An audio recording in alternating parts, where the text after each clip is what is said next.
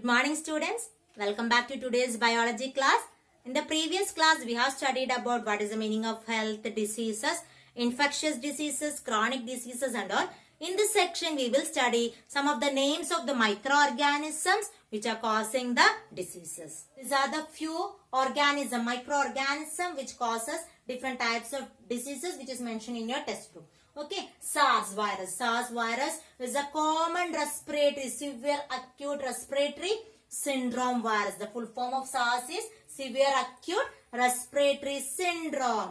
And this coronavirus is a type of SARS virus which is prevailing tremendously now. Okay, and trypanosoma. Trypanosoma is a protozoan which causes the disease called sleeping sickness, and it is having saucer shaped in structure. And the next is Staphylococcus bacteria, which is a type of bacteria which is causing different types of diseases. Next, adult roundworm, mainly Ascaris lubricoides. We can see a number of worms present in our intestine which is causing diseases. And the next type is Leishmania. Leishmania is also a protozoan which is having oval shape and it causes a disease called Kala-Azar. It's a type of fever. So these are just, you have to remember the names and a particular disease of them. Now we'll see different types of microorganism, virus, bacteria, fungi, protozoan and worms and the different diseases caused by this organism. First, virus. Virus cause common flu, or we are having coughing, sneezing, etc. caused by virus. Measles, chickenpox, AIDS, hepatitis B are few examples of diseases caused by the virus. So many are there, at least 3 to 4 names you have to study. So virus cause cold, measles, chickenpox, AIDS, hepatitis B. Next organism is bacteria. Bacteria cause cholera, typhoid, TB, tetanus, anthrax, food poisoning. These are the few names of diseases caused by the bacteria. Next type of microorganism is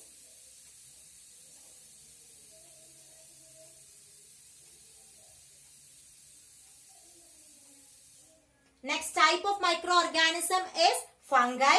Fungi causes skin infections. And other is protozoa. Type of microorganism is called protozoan and it causes malaria, Kala-Azar, sleeping sickness type of diseases. Next, worms. Worms causes mainly intestinal infection, also known as elephantiasis. Elephantiasis is also caused by some of the worms. Okay, so these are the different microorganisms and these are the different diseases caused by these microorganisms. We'll see how the diseases is spreading from one individual to the other. The diseases spread from one person to the other through air. The air is acting as a medium for transmission of the diseases. Through air, people will be getting the diseases through air. That includes TB, coughing, sneezing, etc. is through the air. And through water bodies, that is, water is acting as a medium for the spreading of diseases. Diseases like cholera, diarrhea, typhoid, etc. are affected in which water is acting as the medium. And next, through the vectors. Vectors are acting. In them, vectors are acting. Vectors means the agents. For example, that is mosquitoes, flies, insects are transmitting the diseases. Under that comes the vectors. And next is through contact. That is sexual contact and also to individual contact. The corona and all occurs by what? Contact with the individual. Also AIDS occurs through sexual contact. So the spread of the disease or the means of spread is through air, water, also through sexual contact and also through the different vectors. Yes. Next is about the antibiotics. Already you know studied about antibiotics, who is known as the father of microbiology and all.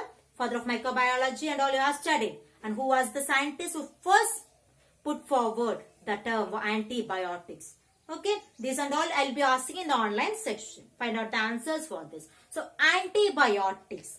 Antibiotics mean antibiotics. Antibiotics means the chemical substance which is derived from the living organisms to depress or to control the rate of growth of microorganisms in the body. So, the chemical substances which is being derived from the living organism is known as the antibiotics. And these antibiotics are the substances which will inhibit the growth or the multiplication of the microorganisms in our body.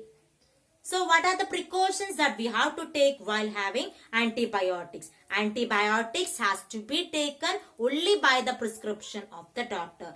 Antibiotics should be eaten in regular time period and the correct dosage. It should not be consumed excess and low dosage also should not be consumed. And the time duration given by the doctor should be followed. These are some of the precautions taken while using antibiotics. Now we'll see some of the diseases and how it occurs and the symptoms in a flowchart. This is the chart showing the disease, pathogen, carrier and symptoms of some of the diseases. First, malaria. The pathogen is called protozoa.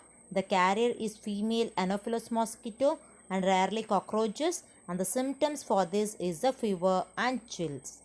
Second, typhoid.